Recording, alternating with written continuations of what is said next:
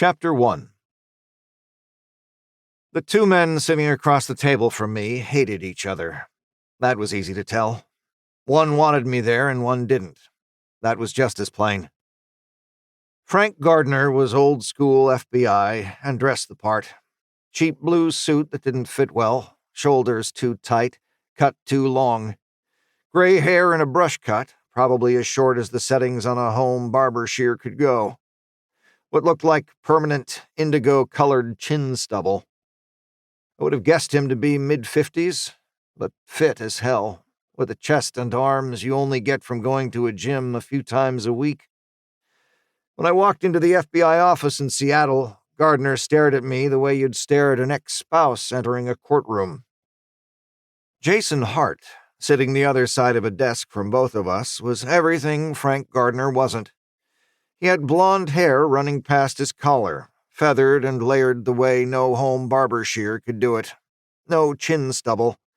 Wore a dark gray suit with a checked pattern so subtle you almost had to be standing on top of the guy to see it. He looked to be in his early 40s and smelled of cologne, talc, success, and 1,000 other things Frank Gardner would never have or be. Jason Hart was Frank Gardner's boss. That would have been enough right there for a lot of men to hate each other, but it always seemed like there was something else to it. Should have thought more about it at the time. Easy to say today. Doubt if you'll find anyone to argue with you.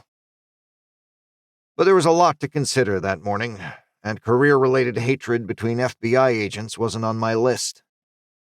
The request for me to be seconded to Hart's task force had come in 2 days earlier, and it was my first trip in Seattle. I was thinking about that. The window of Hart's office looked out on Elliott Bay, and the sky was the electric blue color you get sometimes after a good hard rain, a sky that should have had rainbows and water droplets falling from trees beneath it. But it hadn't rained in Seattle for 8 days, and that sky looked restless and mean, a sky that probably wasn't doing anyone any good. The FBI agent who'd picked me up at the airport had talked about little else. Look at the sky. No rain for 8 days. Talked about it in a breathless, childish way. He was a short man who wore a salt-stained trench coat, even though it wasn't that cold. And besides the weather, he only talked about one other thing. As he was putting my bag in the trunk of the sedan, he asked, "What are you here for? Pete Flaherty or the Danbys?"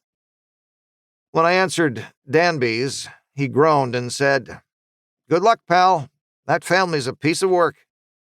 Then he started talking about the weather. What I was thinking about most that morning, though, was the CCTV tape I'd just watched. The tape had shown a bank robbery 3 days earlier at a Wells Fargo in San Francisco. The last 2.5 minutes of it, anyway, when the robbery went south after a robber accidentally set off a tear gas canister inside the bank. We were silent a long time after that tape finished. Gardner looking at me with a sneer on his face, Hart fidgeting with one of the brightly colored file folders on his desk, me staring out at that hopped-up neon sky. It was Hart who spoke first. "Want to see it again?" "No." "Really? Most people want to see it again. You don't get camera angles like that very often." "What happened to that second guard was an execution. Don't know why anyone would want to see it again."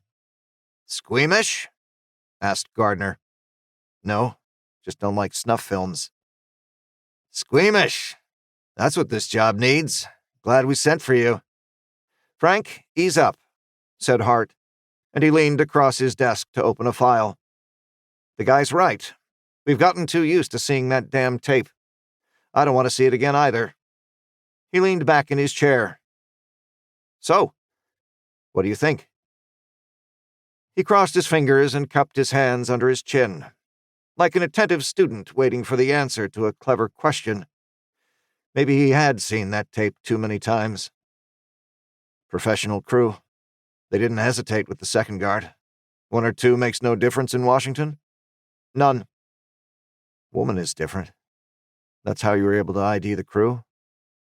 "Tess Danby. She doesn't fade into the woodwork, does she?